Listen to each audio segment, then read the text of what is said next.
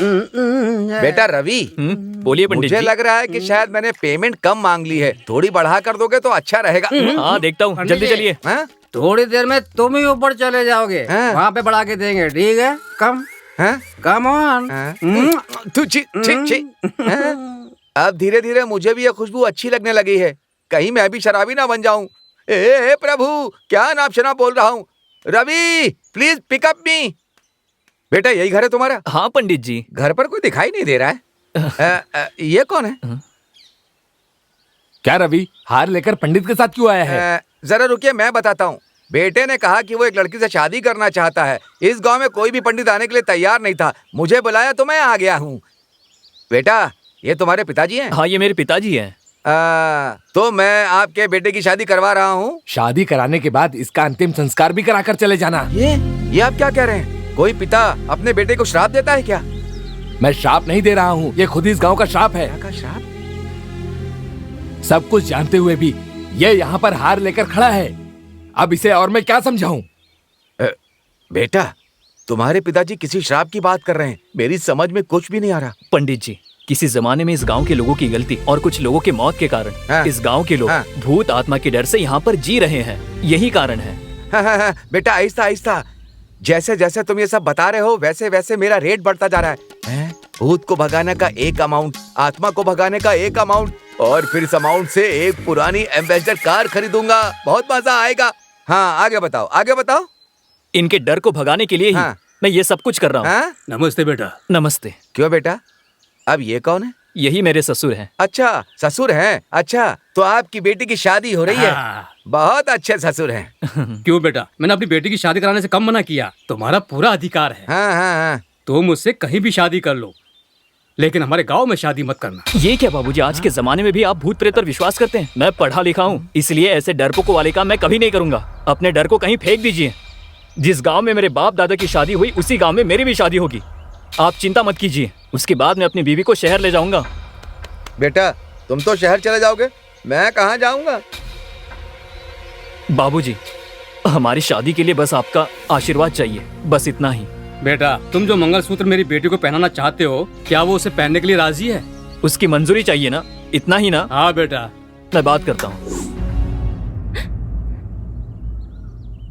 सुनो, तुम मुझे मंगलसूत्र पहनाओगे तभी मेरे पति कहलाओगे, ऐसा नहीं है। मैंने तुम्हें दिल से अपना जीवन साथी माना है। मैं ऐसे ही अपनी जिंदगी बिता दूंगी, मुझे भूल जाओ।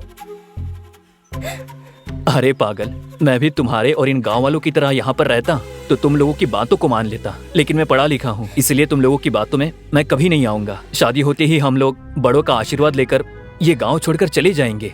तुम इन फालतू की बातों पर जरा भी विश्वास मत करो, मैं सब ठीक कर दूंगा। ठीक है रवि, पर हमारी सुहागरात यहाँ नहीं होनी चाहिए रवि। अरे पागल, मैं कह रहा हूँ कि हम यहाँ एक रात भी नहीं रुकेंगे और तुम सुहागरात की बात कर रही हो। जाओ पहले जाकर अपने माता पिता को राजी करो, ठीक है? पंडित जी, तेरी बदबू से यह दिया बुझ जाएगा। चल दूर, मुंह बंद कर। मंत्र भी नहीं बोलने दे रहा है। हाँ। सब लोग मंगलसूत्र को छू करके आशीर्वाद दीजिए। सब चुप क्यों है? आशीर्वाद दीजिए। पंडित जी आप नहीं जानते, यहाँ इस शादी से कोई भी खुश नहीं है। ये अपनी खुशी के लिए शादी कर रहा है। हम इसके माता पिता हैं, इसीलिए अपना फर्ज निभा रहे हैं। आपने अपना फर्ज निभा दिया, अब मुझे भी अपना फर्ज निभाना है। बेटा मंगलसूत्र उठाओ, वधू के गले में पहनाओ। मंगलम भगवान विष्णु मंगलम गणध्वजा मंगलम पुंडरीकाक्षाय मंगलाय तनुहरि। सब देख क्या रहे हो? सब लोग नौ दंपति को मन से आशीर्वाद दीजिए। चलिए दीजिए आशीर्वाद। डालिए डालिए, फूल डालिए।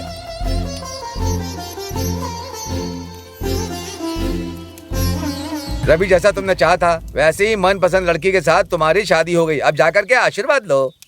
जाओ जाओ। आशीर्वाद दीजिए।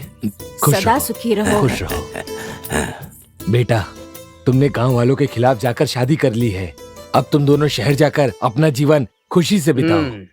बेटा तुमने अपने मन की बात कर ली, मेरी बात का बुरा मत मानना। आज ग्रह ठीक नहीं है और दिन भी अच्छा नहीं है। आज के दिन नवविवाहितों को घर से नहीं जाना चाहिए, रात होने वाली है। कल सुबह चले जाना बेटा। मेरी बात मान जाओ। पंडित जी, मैंने कहा था ना कि मैं शादी होते ही चला जाऊंगा। अब आप ही समझाइए। हाँ, मैं भी यही कहने वाला था, लेकिन इन्होंने कह दिया। बड़ों की बात को कभी नहीं टालना चाहिए। आज की रात यहीं रुककर कल सुबह चले जाना। बहन जी, जल्दबाजी में सुहाग रात की तैयारी मत करने लगना। बस दूध और फल दे दीजिए, वही ठीक रहेगा। अच्छा, तो मैं चाहूंगा। जी पंडित जी, ये लीजिए। मुझे लगा वेट होगा, लेकिन ये तो बहुत ही लाइट हो गया। अच्छा, इसने एम्बेसडर की डूम लाइट भी नहीं खरीद सकता। पंडित जी, हाँ। थैला मेरी निशानी के तौर पर तुम ही रख लो। चाहो तो इसे करते रहना। अभी मैं चलता हूँ। Happy married life.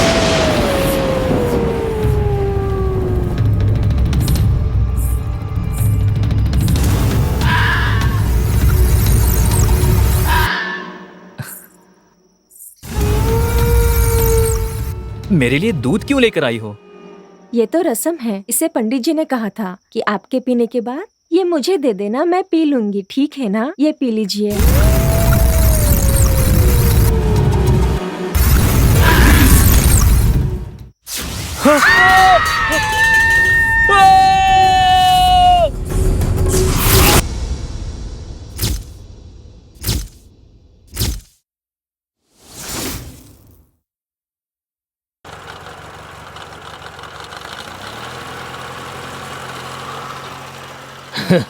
सब लोग खुश रहो, खुशहाल रहो।